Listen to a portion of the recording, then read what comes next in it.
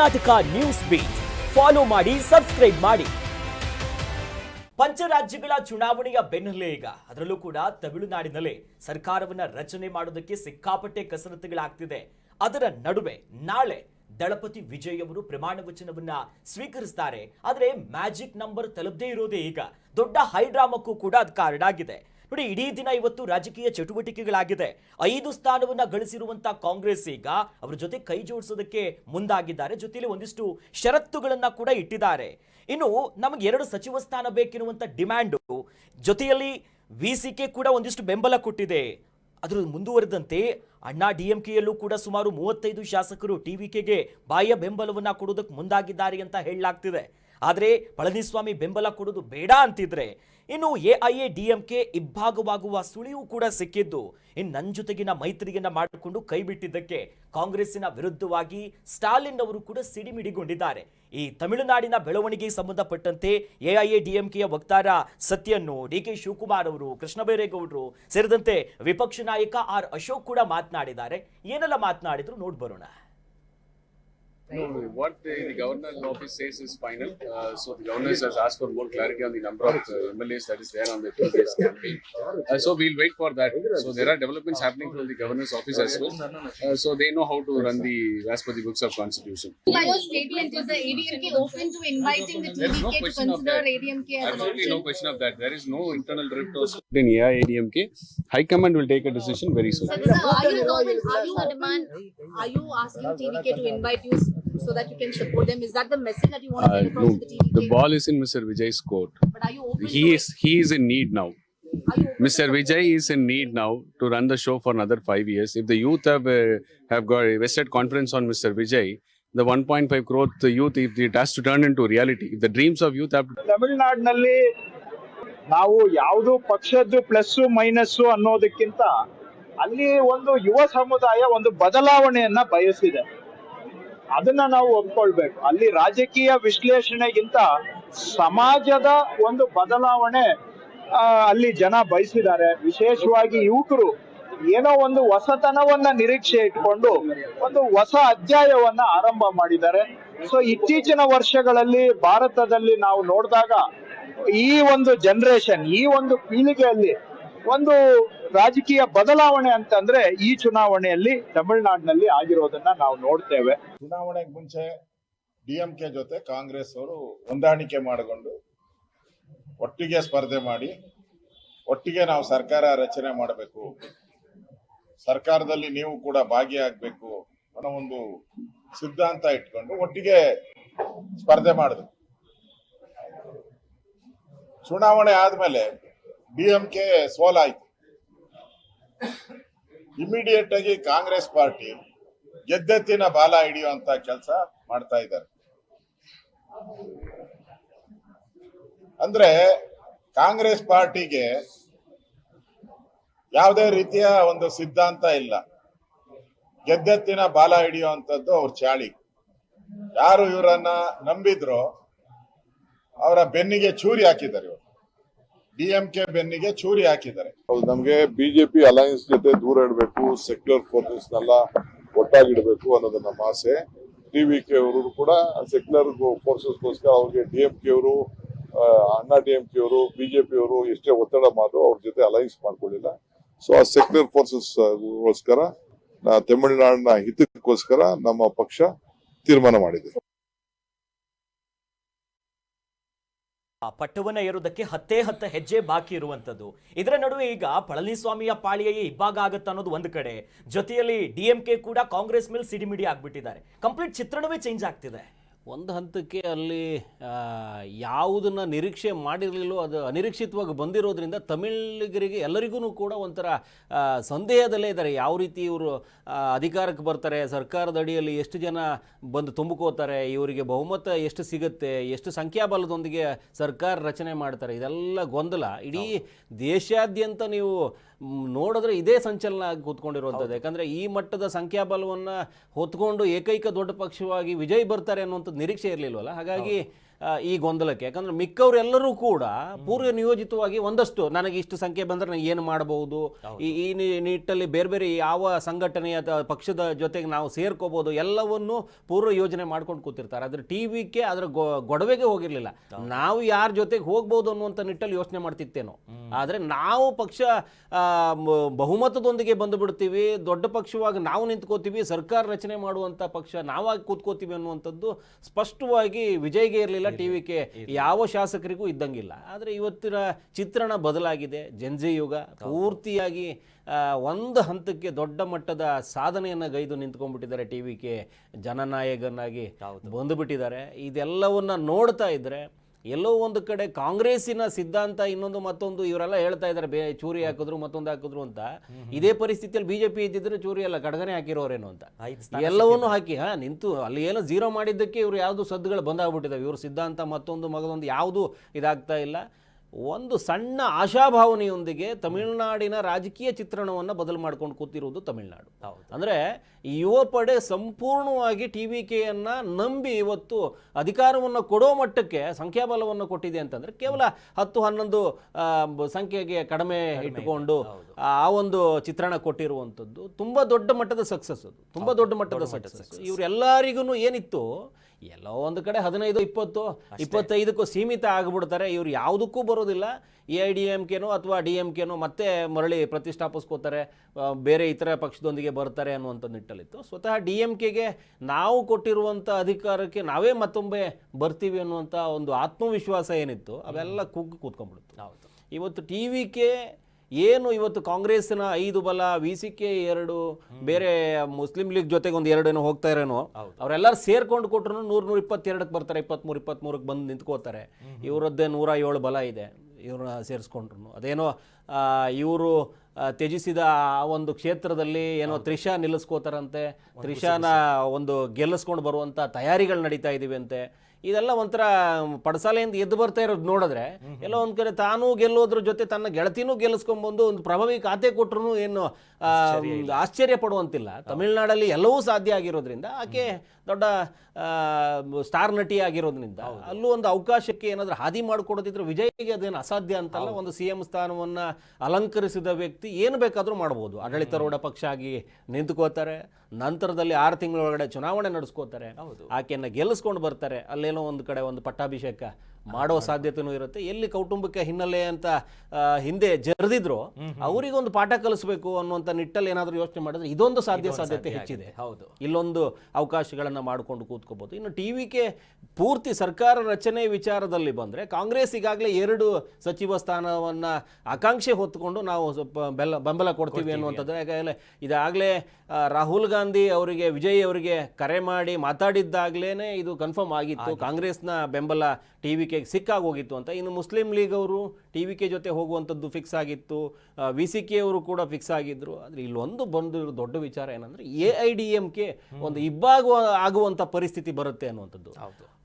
ಚುನಾವಣೋತ್ತರದಲ್ಲಿ ಫಲಿತಾಂಶದ ನಂತರದಲ್ಲಿ ಬಂದಿರುವಂಥ ಒಂದು ವಿಚಾರ ಏನು ಅಂತಂದರೆ AIDMKನೇ ಪೂರ್ತಿ ಪ್ರಮಾಣದಲ್ಲಿ ಬಂದು ಟಿವಿಕೆ ಜೊತೆಗೆ ಏನಾದರೂ ಸೇರ್ಕೊಳ್ಳುತ್ತಾ ಅನ್ನುವಂಥದ್ದು. ಅಂದ್ರೆ ಬೆಂಬಲದೊಂದಿಗೆ ಸರ್ಕಾರ ರಚನೆ ಮಾಡ್ತಾರೆ, 100-150 ಸೀಟ್ ಅಂತ ಬದ್ರುದ್ದೀನ್ ಏನೋ ನಿನ್ನೆ ಒಬ್ಬ ಶಾಸಕ ಮಾತಾಡದಂಗೆನೆ ಎಲ್ಲೋ ಒಂದು ಕಡೆ ಅದಕ್ಕೂ ಒಂದು ವೇದಿಕೆ ಸಿದ್ಧ ಆಗತ್ತಾ ಅನ್ನುವಂಥ ನಿಟ್ಟಲ್ಲಿ ಯೋಚನೆ ಮಾಡ್ತಾ ಇದ್ರೆ, ತದ್ವಿರುದ್ಧವಾಗಿ ಒಂದು 30-35 ಜನ 40 ಜನ ಶಾಸಕರು ಇರುವ 74 ಶಾಸಕರ 77 ಸಂಖ್ಯೆ ಇದೆ, 74ರ ಸಂಖ್ಯೆಯಲ್ಲಿ 35-40 ಶಾಸಕರು ಬೆಂಬಲ ಬಾಹ್ಯ ಬೆಂಬಲವನ್ನು ಸೂಚನೆ ಕೊಟ್ಟುಕೊಂಡು ಈ ಸರ್ಕಾರಕ್ಕೆ ಬೆಂಬಲ ಕೊಡ್ತಾರೆ ಅಂತ ಬಂದಾಗ ಅಲ್ಲೆಲ್ಲೋ ಒಂದು ಕಡೆ ಪಳನಿಸ್ವಾಮಿಗೆ ಅದು ಇಷ್ಟ ಇಲ್ಲ. ಪಳನಿಸ್ವಾಮಿ ಬೇಡ ಅಂತಂದ್ರೂ ಇವ್ರು ಬಂದು ಏನಾದರೂ ಕೊಟ್ಟಾಗ ಇಲ್ಲಿ ಮಹಾರಾಷ್ಟ್ರದ ಏಕನಾಥ್ ಶಿಂದೆ, ಅಜಿತ್ ಪವಾರ್, NCP ಎಲ್ಲ ಬಿಟ್ಕೊಂಡು ಬಂದ್ರಲ್ಲ, ಶಿವಸೇನೆ ಈ ಒಂದು ಮಾಡೆಲ್ನ ಆದರ್ಶವಾಗಿ ತಗೊಂಡು ಏನಾದರೂ ಇವರುಗಳೆಲ್ಲ ಸೇರ್ಕೊಂಡು ಬಂದು ಟಿವಿಕೆಗೆ ಬೆಂಬಲ ಕೊಟ್ಟು ಬಿಟ್ರೆ ಮತ್ತೊಂದು ಪರ್ಯಾಯ ವ್ಯವಸ್ಥೆಯನ್ನು ನೋಡ್ಕೋತಾರ. ಯಾಕಂದ್ರೆ ಅವ್ರೇನಾದ್ರು 2/3 ಮೆಜಾರಿಟಿಯಲ್ಲಿ ಈಚೆ ಬಂದುಬಿಟ್ರೆ ಯಾವುದೇ ಪಕ್ಷಾಂತರ ಕಾಯ್ದೆಗಳು ಇವ್ರ ಮೇಲೆ ಪ್ರಯೋಗ ಆಗೋದಿಲ್ಲ. ಅಲ್ಲೆಲ್ಲೋ ಒಂದು ಕಡೆ ಆ ನಿಟ್ಟಲ್ಲಿ AIDMK ಯಾಕಂದ್ರೆ ಇನ್ನೂ 5 ವರ್ಷ ಕಾಯೋದಕ್ಕಿಂತ ಟಿವಿಕೆ ವಿಜಯ್ ಜೊತೆಗೆ ಈಗಾಗಲೇ ವಕ್ತಾರ ಹೇಳ್ತಾ ಇದ್ರು, AIDMK ವಕ್ತಾರ ಸ್ಪಷ್ಟವಾಗಿ ಹೇಳ್ತಾ ಇದ್ರು ವಿಜಯ್ ಅವರ ಬೇಕು ಅಂತ ಆಯ್ಕೆ ಮಾಡಿದ್ದಾರೆ ತಮಿಳುನಾಡಿನ ಜನ, ಕೋಟ್ಯಾಂತರ ಜನರ ಆಸೆ ಇತ್ತು, ಅವ್ರು ಬಂದಿದ್ದಾರೆ ಅಂತ ಇನ್ನೊಂದು ಪಕ್ಷದ ವಕ್ತಾರರು ಆ ಮಟ್ಟಕ್ಕೆ ಹೊಗಳಿಕೆ ಇಡ್ತಾ ಇದ್ದಾರೆ ಅಂತಂದ್ರೆ ಮಾನ್ಯ ಮುಖ್ಯಮಂತ್ರಿಗಳನ್ನ ಈಗಲೇ ಒಂದು ಹೂವಿನ ಹಾರ ಹಾಕಿ ಒರೆಸ್ಕೊಳ್ಳುವಂತ ಪ್ರಯತ್ನ ಮಾಡಿಬಿಟ್ಟಿದ್ದಾರೆ ಈ ಪಕ್ಷದ ನಾಯಕರು. ಇವೆಲ್ಲ ಕೇಳ್ತಾ ಇದ್ರೆ ಪಳನಿಸ್ವಾಮಿಗೆ ಒಂದು ಭಯ ಬರುತ್ತೆ.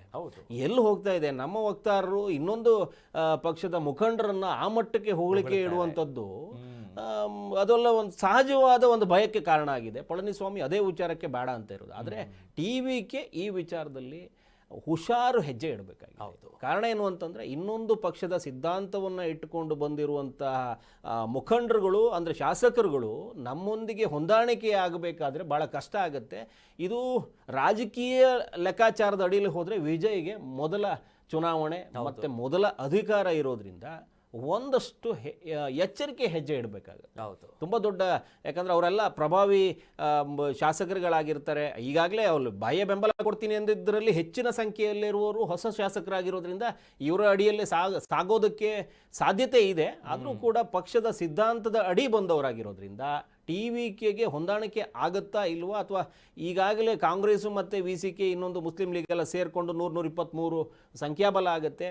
ಅವರೇ ಏನಾದರೂ ಸೇರಿಕೊಂಡು ತಾವು ಮುಂದಕ್ಕೆ ಹೋಗ್ಬೋದು, ಸರ್ಕಾರ ರಚನೆ ಮಾಡ್ಕೋಬೋದು ಅಂತ ಗಟ್ಟಿ ನಿಲುವು ತಗೊಂಡ್ರೆ, ಇವರ ಬೆಂಬಲವನ್ನು ಹಾಗೇ ಬದಿಗೊರಿಸಿ ನಿಂತ್ಕೊಂಡ್ರೆ ಒಂದು ಸಾಧ್ಯತೆ ಇರುತ್ತೆ.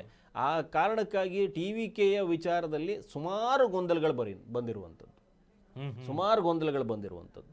ಎಲ್ಲೋ ಒಂದು ಕಡೆ TVKಗೆ ಈಗ ಅನಿವಾರ್ಯ ಅಲ್ಲ AIDMK, ಆದರೆ ದೊಡ್ಡ ಪ್ರಮಾಣದಲ್ಲಿ ಸಂಖ್ಯಾಬಲ ತೋರಿಸ್ಕೊಂಡು ಈಗಿರೋರು ಕಾಂಗ್ರೆಸ್ ಆಗಲಿ ಮತ್ತೊಬ್ಬರಾಗಲಿ ಎದ್ದು ಹೋಗದೇ ಇರೋ ಪರಿಸ್ಥಿತಿಗೆ ತಂದೊಡ್ಕೋಬೇಕು ಅಂತ ಬಂದಾಗ ಒಂದಷ್ಟು ಸಂಖ್ಯಾಬಲ ಜಾಸ್ತಿ ಬೇಕಾಗತ್ತೆ. ಯಾಕಂದರೆ ಹೊಸ ಯೋಜನೆಗಳನ್ನು ಕೊಡಬೇಕಾಗಿದೆ. ಸರ್ಕಾರ ಒಂದು ಸದ್ದು ಮಾಡುವಂಥ ಸರ್ಕಾರವನ್ನು ಕೊಡಬೇಕಾಗಿರೋ ಪರಿಸ್ಥಿತಿ ವಿಜಯ್ಗಿರೋದ್ರಿಂದ ತಾನು ತಗೊಳ್ಳುವಂಥ ನಿರ್ಧಾರಕ್ಕೆ ಬದ್ಧವಾಗಿರಬೇಕು. ಎಲ್ಲೋ ಒಂದು ಕಡೆ ಈ ಒಂದೆರಡು ಜನ ಆ ಕಡೆ ಈ ಕಡೆ ಹೋದ್ರೂ ಸರ್ಕಾರ ಸಂಕಷ್ಟಕ್ಕೆ ಸಿಲುಕಬಾರದು ಮುಂದೊಂದು ದಿನ ಅನ್ನುವಂಥ ನಿಟ್ಟಲ್ಲಿ ಯೋಚನೆ ಮಾಡಿದ್ರೆ ಅದೇ AIDMKಯ ಸಖ್ಯ ಬೇಕಾಗತ್ತೆ ಅನ್ನುವಂಥ ನಿಟ್ಟಲ್ಲಿ ನಿಲುವಿಗೆ ಬಂದಂಗಿದೆ. ವಿಜಯ್ ಕೂಡ ತುಂಬ ದೊಡ್ಡ ಮಟ್ಟದ ಸಾಹಸಕ್ಕೆ ಕೈ ಹಾಕ್ತಾ ಇದ್ದಾರೆ ಅಂತ ಆದರೂ ಕೂಡ ಅನಿವಾರ್ಯ ಪರಿಸ್ಥಿತಿ ಒಂದೊಂದು ಬಾರಿ ಬರುತ್ತೆ ಅನ್ನುವಂಥದ್ದನ್ನು ತುಂಬ ರಾಜೀನಾಮೆ ಕೊಡಿಸಿ ಮತ್ತೊಂದಷ್ಟು ಅವ್ರನ್ನ ವಾಪಸ್ ತರಿಸ್ಕೊಂಡ್ಬರುವಂಥ ಪ್ರಯತ್ನವೂ ಮಾಡ್ಬೋದು. ಇಲ್ಲ ಬಾಹ್ಯ ಬೆಂಬಲದೊಂದಿಗೆ ಈ ಮಹಾರಾಷ್ಟ್ರದ ನೀತಿಗೆ ಏನಾದರೂ ಒಗ್ಗಿಕೊಂಡು ಮತ್ತೇನಾದ್ರು ಬರೋ ಸಾಧ್ಯತೆ ಇದ್ದರೆ ಆ ನಿಟ್ಟಲ್ಲೂ ಕೂಡ ಯೋಚನೆ ಮಾಡ್ಬೋದು. ವಿಜಯ್ಗೆ ಕಾಲ ಅವಕಾಶಗಳು ಇರೋದ್ರಿಂದ ಈಗ ಸದ್ಯದ ಸಂಖ್ಯಾಬಲ ಏನು ಮ್ಯಾಜಿಕ್ ನಂಬರ್ ತೋರಿಸ್ಕೊಂಡು ಸರ್ಕಾರ ರಚನೆ ಮಾಡಿ ನಂತರದ ದಿನಗಳಲ್ಲೂ ಕೂಡ ಒಂದಷ್ಟು ಪ್ರಯೋಗಕ್ಕೆ ಮೈಯೊಡ್ಡುವಂಥ ಕಾಲ ಇರೋದ್ರಿಂದ ಆ ಕಾಲಾವಕಾಶಕ್ಕಾಗಿ ಕಾದು ಈಗ ಮ್ಯಾಜಿಕ್ ನಂಬರ್ನ ಸದ್ಯಕ್ಕೆ ತೋರಿಸಿ ಏನು ಇವತ್ತು ರಾಜ್ಯಪಾಲರು ಹೇಳದಂತೆ ಸಂಖ್ಯಾಬಲವನ್ನು ತೋರಿಸ್ಕೊಂಡು ಬನ್ನಿ ಅನ್ನುವಂಥ ನಿಟ್ಟಲ್ಲಿ ಅವರು ಇವರ ಹಕ್ಕೊತ್ತಾಯಕ್ಕೆ ರಿಪ್ಲೈ ಮಾಡಿದ್ದಾರೆ. ಸೊ ಆ ನಿಟ್ಟಲ್ಲಿ ಯೋಚನೆ ಮಾಡಿದ್ರೆ TVK ನಾಳೆ ಪ್ರಮಾಣ ವಚನವನ್ನು ಮಾಡುವಂತಹ ನಿಗದಿ ಆಗಿರೋದ್ರಿಂದ ಸದ್ಯಕ್ಕೆ ಈಗಿರುವ ಕಾಂಗ್ರೆಸ್ಸು VCK ಮುಸ್ಲಿಂ ಲೀಗು ಈ ಬೆಂಬಲದೊಂದಿಗೆ ಸರ್ಕಾರ ರಚನೆ ಆಗುತ್ತೆ. ಅದಾದ ನಂತರದಲ್ಲಿ AIDMKಯ ಬಾಹ್ಯ ಬೆಂಬಲವನ್ನು ತಗೊಳ್ಳೋದಕ್ಕೋ ಅಥವಾ ರಾಜೀನಾಮೆ ಕೊಡಿಸೋದಕ್ಕೋ ಪ್ರಯೋಗ ಮಾಡೋದಕ್ಕೆ ಮುಂದಾಗುತ್ತೆ. ಸದ್ಯ ಈಗ ಬರ್ತಿರುವಂತ ಅಪ್ಡೇಟ್ ಅಂತಂದ್ರೆ ನಾಳೆ ಪ್ರಮಾಣ ವಚನವನ್ನ ಸ್ವೀಕಾರ ಮಾಡೋದು ಬಹುತೇಕ ಅನುಮಾನ ರೀತಿಯಾಗಿದೆ. ಒಂದ್ ಕಡೆ ನೀವು ಆಗ್ಲೇ ಹೇಳಿದ್ರಿ ಸರ್, ಅಂದ್ರೆ ಗವರ್ನರ್ ಕೂಡ ನಂಬರ್ಸ್ಗಳು ಬೇಕನ್ನೋದು ಹೇಳಿದ್ರು. ಈಗ ಕಾನೂನು ಹೋರಾಟ ಮಾಡ್ತೀನಿ ಅಂತ ವಿಜಯ್ ಒಂದು ಹೆಜ್ಜೆ ಇಡ್ತಿದಾರಂತೆ, ಆ ಬಗ್ಗೆ ಸಿದ್ಧತೆ ಆಗ್ತಿದೆಯಂತೆ. ಬಾಡಿತಿ ಒಂದ್ ರೀತಿ ಕಗ್ಗಂಟ ಆಗ್ಬಿಡುತ್ತಾ ಅಂತ, ಯಾಕಂದ್ರೆ 118ರ ಆಸುಪಾಸ್ನಲ್ಲೇ ಇದ್ರೆ ಅತಂತ್ರ ಪರಿಸ್ಥಿತಿ ಬಂದ್ಬಿಡುತ್ತೆ ಅನ್ನೋದು ಭಯ. ಜೊತೆಲಿ ಏನ್ ಆಗ್ಬಹುದು ಅಂತ ಈಗ ಇವರೆಲ್ಲರೂ ಸೇರಿದ್ರೆ ಈಗ ಕಾಂಗ್ರೆಸ್ ಅವರು ಒಂದು 5 ಜನ, ಈಗ ಎಡರಂಗದಲ್ಲೇ ಒಂದು 4 ಜನ ಸಿಗ್ತಾರೆ, VCK ಒಂದು 2 ಸಿಗುತ್ತೆ. ಇವರೆಲ್ಲ ಸೇರ್ಕೊಂಡ್ರೆ ಒಂದು 121, 123ವರೆಗೂ ಸಾಧ್ಯತೆನ ಮಾಡ್ಕೋಬಹುದು. ಆದರೆ ಈ ಸಂಖ್ಯಾಬಲವನ್ನು ನಂಬಿಕೊಂಡು ಕೊನೆಯ ಗಳಿಗೆಯಲ್ಲಿ ಯಾರಾದರೂ ಗೈರಾಗ್ಬಿಟ್ರೆ ಇವರು ಬಹುಮತ ಸಾಬೀತು ಮಾಡೋ ಸಂದರ್ಭದಲ್ಲಿ, ಹಾಗಾಗಿ ವಿಜಯ್ ಒಂದಷ್ಟು ಕಾಲಾವಕಾಶಗಳನ್ನು ಕೇಳೋ ಸಂದರ್ಭ ಇರುತ್ತೆ ಅನ್ನುವಂಥದ್ದು ಮೊದಲೇ ಹೇಳಿದ್ ನಾವು. ಯಾಕಂತಂದ್ರೆ ಈ ರಿಸ್ಕನ್ನ ಮೊದಲಿಗೆ ತಗೊಳ್ಳೋದಕ್ಕೆ, ಯಾಕಂದ್ರೆ ಮತ್ತೆ ಅವರು ಸಾಬೀತು ಮಾಡೋಲ್ಲಿ ಏನಾದರೂ ವಿಫಲ ಆದರೆ ಇಲ್ಲಿ ಯಾವ AIDMK ಮತ್ತೆ DMK ಹೋರಾಟಗಳು ನಡೀತಾ ಇದಾವೆ ಅವರೇ ಒಂದಾಗ್ಬಿಟ್ಟು ಸರ್ಕಾರ ರಚನೆಗೆ ಮುಂದಾಗ್ತಾರ ಅನ್ನುವಂಥ ಭಯ ಕೂಡ ವಿಜಯ್ ಇಲ್ಲದೇ ಇಲ್ಲ. ಮೊದಲಿಗೆ ದೊಡ್ಡ ಪಕ್ಷ ಯಾವುದಿದೆ ಏಕೈಕ ದೊಡ್ಡ ಪಕ್ಷವಾಗಿ ಹೊರಹೊಮ್ಮಿರೋದ್ರಿಂದ ರಾಜ್ಯಪಾಲರು ಇವರಿಗೆ ಒಂದು ಅವಕಾಶಗಳನ್ನ ಕೊಡ್ತಾರೆ. ಇವರೆಲ್ಲಾದ್ರೂ ವಿಫಲ ಆದಲ್ಲಿ ಮತ್ತೊಮ್ಮೆ ಅವ್ರೇನಾದ್ರೂ ಅವರಿಬ್ಬರು ಸೇರಿ ಬರ್ತೀವಿ ನಾವು ಅನ್ನುವಂಥದ್ದು ಏನಾದ್ರೆ, ಯಾಕಂದ್ರೆ ರಾಜಕೀಯದಲ್ಲಿ ಯಾವುದು ಅಸಾಧ್ಯ ಅನ್ನುವಂಥದ್ದಿಲ್ಲ. ಇಬ್ರು ಒಂದಾಗ ಬಂದ್ರೆ ಟಿವಿಕೆಯನ್ನು ಮುಳುಗಿಸ್ಬೇಕು ಅನ್ನುವಂಥ ನಿಟ್ಟಿನಲ್ಲಿ ಹೊಸ ಪ್ರಯೋಗ ಯಾವುದೂ ಬೇಡ, ನಾವಿಬ್ರು ಒಂದಾಗ್ಬೇಡ ಅಂತ ಅವ್ರೇನಾದ್ರು ಮುಂದೆ ಬಂದು ನಿಂತ್ಕೊಳ್ಳೋ ಸಾಧ್ಯತೆನೂ ಇರುತ್ತೆ. ಹಾಗಾಗಿ ವಿಜಯ್ ತುಂಬಾ ದೊಡ್ಡ ರಿಸ್ಕ್ ಅನ್ನ ಎತ್ಕೊಂಡು ನಾಳೆನೇ ಪ್ರಮಾಣ ವಚನ ಸ್ವೀಕಾರ ಮಾಡೋ ಬರದಲ್ಲಿ ಬಂದ್ಬಿಡ್ತಾರೆ ಅನ್ನುವಂಥದ್ದು ಸುಳ್ಳು. ಸೊ ಹಾಗಾಗಿ ಈ ನಿರ್ಧಾರಕ್ಕೆಲ್ಲೋ ಬಂದಂಗಿದ್ದಾರೆ. ಕಾನೂನು ತೊಡಕು ಕೂಡ ಇರುತ್ತೆ, ಸಂಖ್ಯಾಬಲವನ್ನು ತೋರಿಸ್ಕೋಬೇಕು, ಕಾನೂನು ರೀತಿಯಲ್ಲಿ ಅವರಿಗೆ ಸಾಬೀತು ಮಾಡುವಂಥದ್ದು ಬರುತ್ತೆ. ಸಾಂವಿಧಾನಿಕವಾಗಿ ರಾಜ್ಯಪಾಲರ ಮುಂದೆ ಹಕ್ಕೊತ್ತಾಯ ಮಾಡಿದಾಗ ಅದಕ್ಕೆ ತಕ್ಕಂಗೆ ಇವರು ಅಲ್ಲಿ ಬಹುಮತವನ್ನು ಸಾಬೀತುಪಡಿಸಬೇಕಾಗುತ್ತೆ ಸದನದಲ್ಲಿ. ಇದೆಲ್ಲ ಇರೋದ್ರಿಂದ ತರಾತುರಿಯ ನಿರ್ಧಾರಗಳು ಬೇಡ ಅಂತ ಯಾರೋ ರಾಜಕೀಯ ಪಂಡಿತರು ಅದೇ ಹೇಳುತ್ತಾ ಇರೋದು. ರಾಜಕೀಯ ಸಿನಿಮಾದಲ್ಲಿ ಎಷ್ಟೇ ನುರಿತ ನಟ ಆಗಿದ್ರು ಕೂಡ ರಾಜಕೀಯದಲ್ಲಿ ವಿಜಯ್ ಜನನಾಯಕನ್ ಈಗ ಆಗಿರುವಂಥದ್ದು. ಹಾಗಾಗಿ ಒಂದಷ್ಟು ಪಂಡಿತರ ಲೆಕ್ಕಾಚಾರಗಳಿರ್ತವೆ, ನೋಡಿ ಹಿಂಗೆ ಹೋಗೋಣ ಅನ್ನುವಂಥದ್ದನ್ನ. ಆಮೇಲೆ ಇವತ್ತಿನ ಬೆಳವಣಿಗೆ ಏನಿದೆ, ಬಾಹ್ಯ ಬೆಂಬಲವನ್ನು ಸೂಚಿಸ್ತೀನಿ ಅಂತೇಳಿ ಒಂದು 35-40 ಜನ ಬಂದಿರುವಂತಹ ಶಾಸಕರನ್ನ ಯಾವ ಅಡಿಯಲ್ಲಿ ತರಬಹುದು ಅನ್ನುವಂಥದ್ದನ್ನ ಈಗ ಕಂಪ್ಲೀಟ್ಲಿ ಕಾನೂನು ಹೋರಾಟದ ಅಡಿಯಲ್ಲಿ ಬಂದ್ರೆ AIADMK ಆ ಸದಸ್ಯ ಬಲ ಏನು ಈ ಕಡೆ ಬರ್ತಾ ಇದ್ದಾರೆ, ಅವರನ್ನ ಕಾನೂನು ರೀತಿಯಲ್ಲಿ ತೋರಿಸ್ಕೊಂಡು ಅಸಲಿ ಈಗ ಶಿವಸೇನೆಯಲ್ಲಿ ಏಕನಾಥ್ ಶಿಂದೆ ಬಂದಾಗ ಆ ಬಿಲ್ಲು ಬಾಣಗಳ ಜೊತೆಗೆ ಅಸಲಿ ಶಿವಸೇನೆ ಇವರೇ ಅಂತ ಹೇಳ್ಬಿಟ್ಟು ಏನು ಏಕನಾಥ್ ಶಿಂದೆಗೆ ಮಾಡ್ಬಿಟ್ಟಿದ್ರು.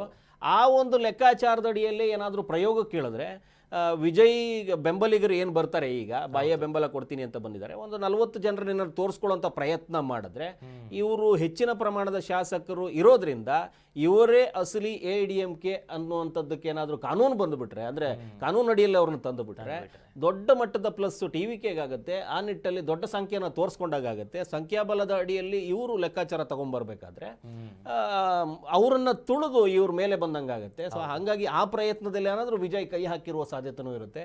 ಸಣ್ಣ ಬೆಂಬಲದೊಂದಿಗೆ ಸಣ್ಣ ಬಹುಮತವನ್ನು ಸಾಬೀತುಪಡಿಸ್ಕೊಂಡು ಸರ್ಕಾರ ರಚನೆ ಮಾಡುವಂಥ ನಿಲುವಿಗೆಗಿಂತ ಒಂದಷ್ಟು ಈಗ ಬಾಹ್ಯ ಬೆಂಬಲ ಕೊಡ್ತೀನಿ ಅನ್ನುವಂಥವ್ರನ್ನ ಒಗ್ಗೂಡಿಸ್ಕೊಂಡು ದೊಡ್ಡ ಸಂಖ್ಯೆ ತೋರಿಸ್ಕೊಳ್ಳುವಂಥ ಪ್ರಯತ್ನಕ್ಕೆ ಏನಾದರೂ ವಿಜಯ್ ಇಳಿದ್ರ, ಹಾಗಾಗಿ ನಾಳೆಯ ಪ್ರಮಾಣ ವಚನ ಮುಂದೂಡಲಾಯ್ತಾ ಅನ್ನುವಂಥ ನಿಟ್ಟಲ್ಲಿ ಯೋಚನೆ ಮಾಡಬೇಕೀಗ. ಜಸ್ಟ್ ವಿಜಯ್ ಇದೊಂದು ಜಸ್ಟ್ ಟ್ರೇಲರ್ ಅಷ್ಟೇ, ಪಿಕ್ಚರ್ ಇನ್ನು ಬಾಕಿ. ಬಾಕಿ. ಕರ್ನಾಟಕ ನ್ಯೂಸ್ ಬೀಟ್ ಫಾಲೋ ಮಾಡಿ, ಸಬ್ಸ್ಕ್ರೈಬ್ ಮಾಡಿ.